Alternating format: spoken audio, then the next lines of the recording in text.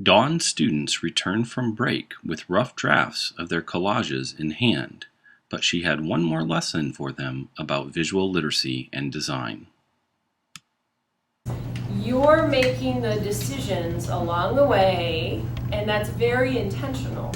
Every single person that emailed me over break said questions like, is it okay if I do it this way? Is it okay if I think about it this way? What if I think about just my identity and my American culture? What if I tie my family in? Every single email that I got, the answer was, sounds fantastic. Because the real purpose of this is to get you thinking about what you want to do and how you think about your culture. There isn't one way to do it.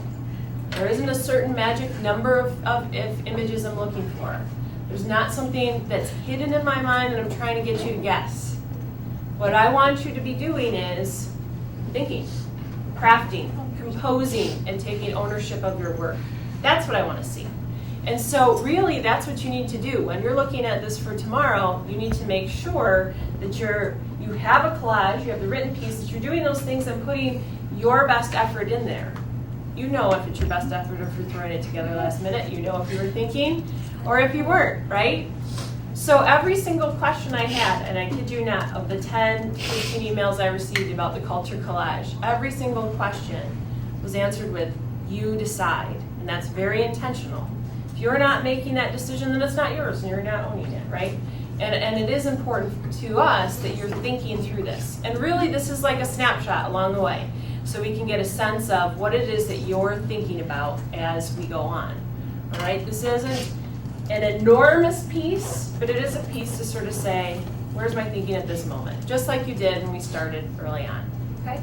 We're gonna go over a couple of things with visual design and visual literacy, and I'm calling this a crash course in visual literacy. We could study visual literacy for weeks and weeks and weeks. I think it's really exciting and really interesting and very important to us. But we're gonna go over just some key ideas so that we can get some more insight in terms of how we think about visual design.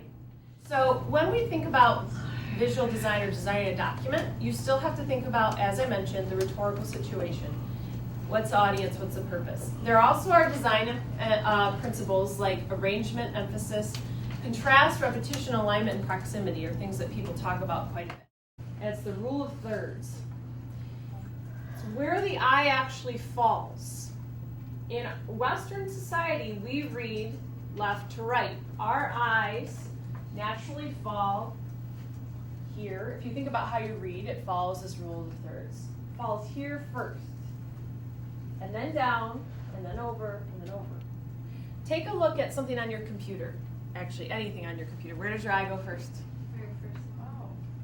Oh, that's weird. I don't like that. Same thing with face. So we know that designing something includes a lot of different things. Whether you're doing a print text or a visual, just a visual text, lots of different things need to be thought about. And even how we use our white space is important. Sometimes when I make a collage, I think I don't have any room for white space at all. And so you might, though, find it helpful to have some space that doesn't have an image on there. You have to make that choice. Wait, is that okay? It is okay. Because I thought like a collage, everything would be touching. Wow. Yeah, usually it is. Usually when we think about a collage, it overlaps everything. But if you're using it in an interesting way to draw your reader in, that might work. You have a visual, right, that represents culture, okay? You can, for your visual, you can use a variety of different ways of putting it together. You can use a variety of different images. I've talked about that a lot.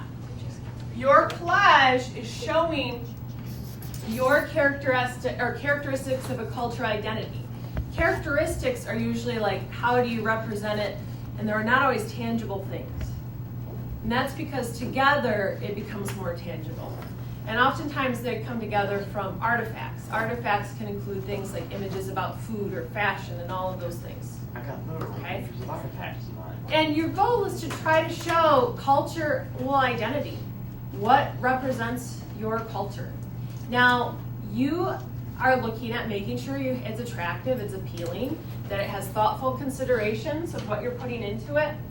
And then you'll also see that you have a chance to explain it. A lot of you have asked, like, do I put captions underneath it? You don't need captions, But you do need to write an explanation about your collage. How does it represent your culture identity? And it says 400 to 500 words.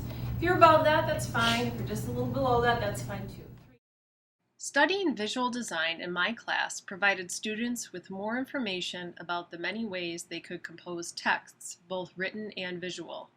This helps students to think purposefully about the intentional rhetorical decisions they would make with their collages in order to meet the needs of their audience and purpose.